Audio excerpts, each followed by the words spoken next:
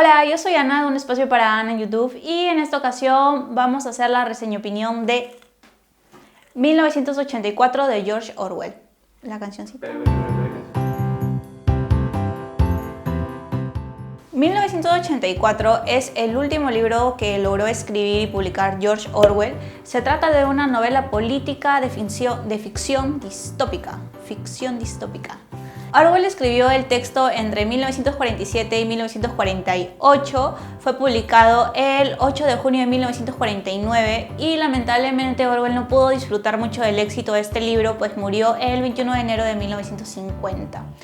A los 46 años, una muerte bastante dura porque murió de tuberculosis, una enfermedad que ya venía arrastrando hace mucho tiempo atrás. Algunos datos sobre George Orwell. Él nació en la India británica, porque en esa época, en 1903, que es el año en el que él nace, este territorio de la India era colonia inglesa. Entonces él nace ahí en el seno de una familia de clase media.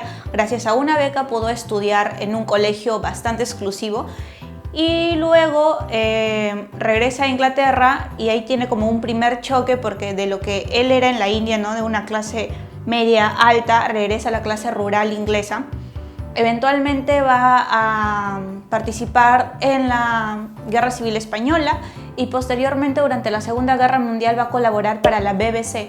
Y este episodio de su vida es uno de los que provoca más crítica por parte de la sociedad o de los intelectuales, porque él trabajaba para la BBC, pero tratando de convencer a los líderes de la India para que apoyen a Inglaterra dentro del conflicto que era la Segunda Guerra Mundial. Entonces también había como un poco de manipulación de la información de los medios. A pesar de todo esto, Orwell se ha consagrado como uno de los mejores periodistas de lengua inglesa de esa época y sus ensayos, su crítica social son muy conocidos y hasta ahora han trascendido. 1984 junto a Rebelión en la Granja creo yo que son como de los libros de crítica política más fuertes que se encuentran dentro de su literatura. Y, a ver, otra cosa. Otro dato curioso es que dentro de la BBC había una habitación que es la habitación 101 y en esa habitación se reunían los periodistas para trabajar y discutir temas muy fuertes o que les causaban bastante agotamiento, ¿no? Y entonces luego en 1984 el libro vamos a ver que la habitación 101 es considerada como la habitación del terror, o sea, nadie quería ir ahí porque ir ahí ya significaba la muerte. En el 2005 se descubrió que por alrededor de 12 años George Orwell fue vigilado por el gobierno inglés, pues el gobierno veía de mala forma esta tendencia hacia la izquierda que él tenía. Además que en varios de sus escritos, sobre todo en uno, para lograr realizarlo, él tuvo que investigar a los obreros de las minas de carbón, se involucró mucho con esto y entonces su conexión con la izquierda y estas ganas de ir contra el imperialismo británico, pues hicieron que el gobierno lo mantenga vigilado. Ahora ya hablando sobre 1984, describe una sociedad. 1984 describe una sociedad 40 años antes de su publicación, ¿no? Porque estamos hablando del 48 al 84. Es un juego también de números. Orwell no había pensado este título como primera opción, sino algo así como El último hombre de Europa, pero su editor le dijo que poner 1984 era más atractivo. Entonces por eso, por una cuestión más que todo de marketing, se quedó la historia con ese título. Entonces describe una sociedad distópica en la que existe la figura del gran hermano y todo es gobernado por el partido. O sea, el partido tiene como líder al gran hermano, esta figura mítica a la que nadie ve, pero de la que todos son conscientes y de la que todo el mundo siempre está hablando. O sea, siempre te dicen que el gran hermano te está vigilando, el gran hermano lucha por protegerte, se encarga de identificar a los traidores y eliminarlos para que tú estés bien. Pero es una sociedad en la que tú no tienes ningún tipo de elección. O sea, por ejemplo, te enamoraste de alguien, pero no, el gran hermano decide que tus genes van mejor con el de otra persona, entonces te tienes que casar y procrear con la otra persona para que puedas procrear a seres humanos con una mejor descendencia genética.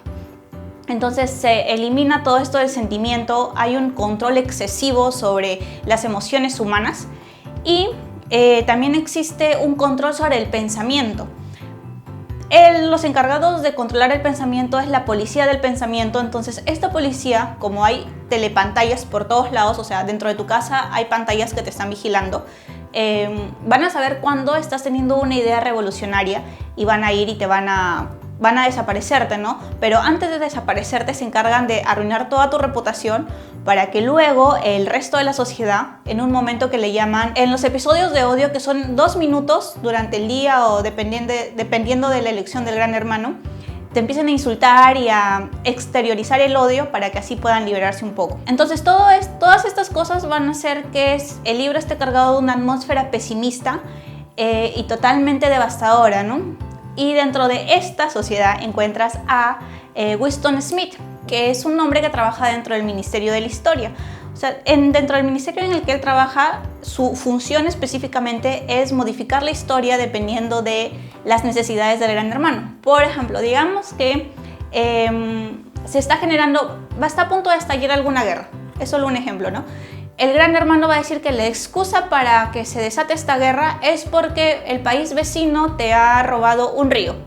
Pero en la historia, según la historia, no es que el país vecino haya robado un río, sino que el Gran Hermano le cedió el río. Entonces el Gran Hermano lo que pide que gente como Winston modifique la historia, o sea, modifique los libros y modifique todos los datos para que quede como si el país vecino sí se hubiera robado ese río y que por eso es la excusa perfecta para iniciar el conflicto armado. Cosas así pasan. Y también hay una interesante descripción de toda la geografía del mundo. La distribución geográfica es totalmente diferente. Existen 3 grandes potencias: Euroasia, Oceanía y la otra es Asia Oriental. Entonces, dentro de esta sociedad también identificas bastante la represión social. Como todos los pensamientos están controlados, como hay una vigilancia constante y el Gran Hermano te dice todo lo que tienes que hacer, cómo te tienes que vestir, absolutamente todo es represión social. Y bueno, vigilancia masiva, que es como el término exacto.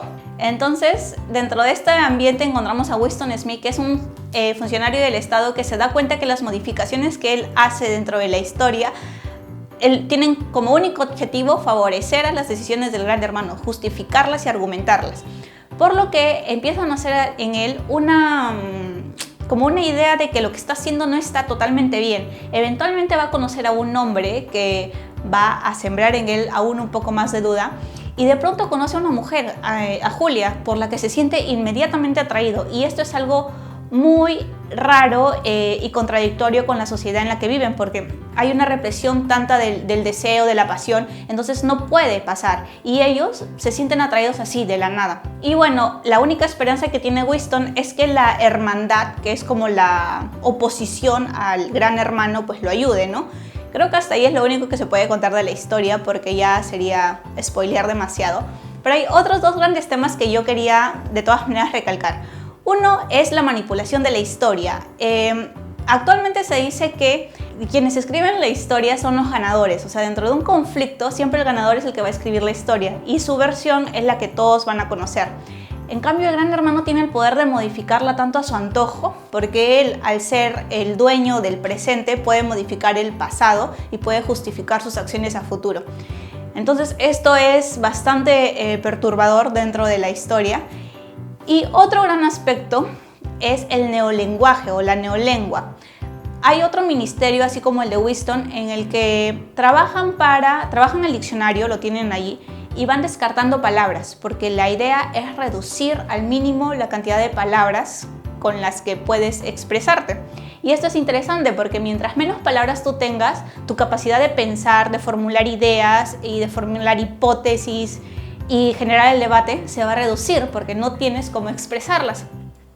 Digamos un ejemplo, bonito o feo, ya no va a ser feo, sino va a ser bonito y no bonito, porque con 2 palabras eliminas la tercera, ¿no? Y esto es lo que hace el ministerio que se encarga de la creación del neolenguaje, que quieren sacar como un nuevo diccionario con las palabras exactas que se pueden usar. Algo que encontré en algunos lados o críticas que se hacía respecto al libro es que dentro del libro hay la intervención de otro libro y por momentos tienes que leer fragmentos de esta historia. Para algunas personas les pareció extremadamente tedioso. Personalmente para mí el libro fue muy atrapante, o sea, no pude parar de leerlo porque es es angustiante, o sea, vives en esta angustia de qué le va a pasar a Winston, qué va a pasar después, qué va a ser el gran hermano, porque es una sociedad en la que cualquiera te puede traicionar. Los niños traicionan a los padres y los padres, si ven una conducta un poco rara en sus hijos, también están obligados a denunciarlos, a traicionarlos y luego en estos 2 minutos de odio expresar todo el odio que puedan sentir hacia ellos, que muchas veces es fingido, ¿no? Porque si no lo haces, la policía del pensamiento o la gente que te está vigilando va a pensar que tú eres un subversivo, que estás en contra del gran hermano y te van a atacar. Y bueno, eso es todo lo que tengo que decir de 1984, un libro que personalmente me atrapó, me ha gustado mucho, y algo que no está ya por olvidar es que yo considero que 1984, Un Mundo Feliz y Fahrenheit 451 son como las trilogías madres de las distopías clásicas. O sea, sé que hay libros que se han publicado antes que estos, pero para mí son como los 3 más importantes. Y todas estas historias, Los Juegos del Hambre, Divergente, y hay muchos otros, distopías modernas o distopías juveniles, están basadas en estos libros. Entonces, cada vez que yo escucho las reseñas y lo maravillados que se quedan por estos libros modernos, pienso que también deberían leer estos, porque son libros como, no son sagas, son libros únicos, pero en este pequeño texto o breve texto vas a encontrar todas estas ideas, y lo que yo les he mencionado en 1984 en realidad son un poquito de los temas que se ven plasmados acá. Y creo que esta es una de las descripciones más crudas, más reales, más fuertes y despiadadas de la sociedad en la que vivimos actualmente, porque es una sociedad que por la globalización, el internet, nada se puede mantener oculto, estamos expuestos. Es más, nosotros mismos nos exponemos a ser vigilados. Y bueno, la manipulación de la prensa, las grandes dictaduras, todo eso yo lo veo reflejado en 1984, un libro escrito en 1948, o sea, muchos años antes, y vale de verdad la pena. Bueno, conmigo ya eso es todo. Saben que en la cajita de información, o sea, falta. Otros datos curiosos que me acaba de decir mi partner es que Murakami, su libro es 1Q84 porque el sonido de la Q y el del 9 en japonés es muy parecido. Y en realidad también pues la historia en 1Q84 te narra un mundo distópico totalmente, donde pasan cosas rarísimas también. Y aparte, una de las frases que se menciona en el libro de 2 más 2 es igual a 5 también ha inspirado una de las canciones de Radiohead. Entonces, o sea, ven cómo este libro escrito hace tantos años ha generado tanto pensamiento, tanta reflexión alrededor de lo que narra, de lo que expresa, y ha inspirado a grandes cosas. Eso es todo lo que yo tengo que decir por ahora, y conmigo será hasta el siguiente video. Recuerden que en la cajita de información dejamos todos los enlaces a nuestras redes sociales y a todas las redes sociales que podamos considerar de interés suyo. Conmigo será hasta el siguiente video. Chao.